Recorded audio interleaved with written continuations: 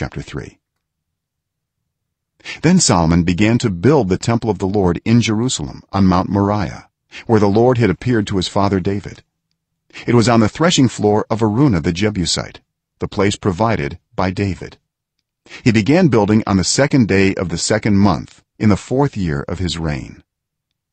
The foundation Solomon laid for building the temple of God was 60 cubits long and 20 cubits wide, using the cubit of the old standard. The portico at the front of the temple was 20 cubits long across the width of the building and 20 cubits high. He overlaid the inside with pure gold. He paneled the main hall with juniper and covered it with fine gold and decorated it with palm tree and chain designs. He adorned the temple with precious stones, and the gold he used was gold of Parvaim. He overlaid the ceiling beams, door frames, walls and doors of the temple with gold, and he carved cherubim on the walls.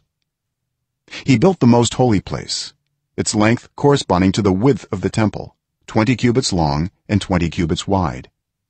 He overlaid the inside with 600 talents of fine gold. The gold nails weighed 50 shekels. He also overlaid the upper parts with gold.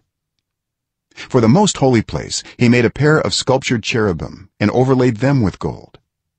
The total wingspan of the cherubim was 20 cubits. One wing of the first cherub was 5 cubits long and touched the temple wall, while its other wing, also 5 cubits long, touched the wing of the other cherub. Similarly, one wing of the second cherub was 5 cubits long and touched the other temple wall, and its other wing, also 5 cubits long, touched the wing of the first cherub. The wings of these cherubim extended 20 cubits.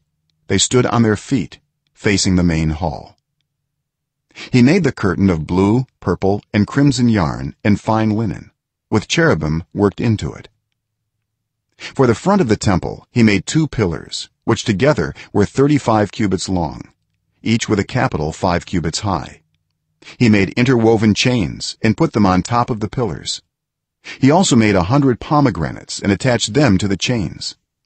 He erected the pillars in the front of the temple, one to the south and one to the north. The one to the south he named Jachin, and the one to the north Boaz.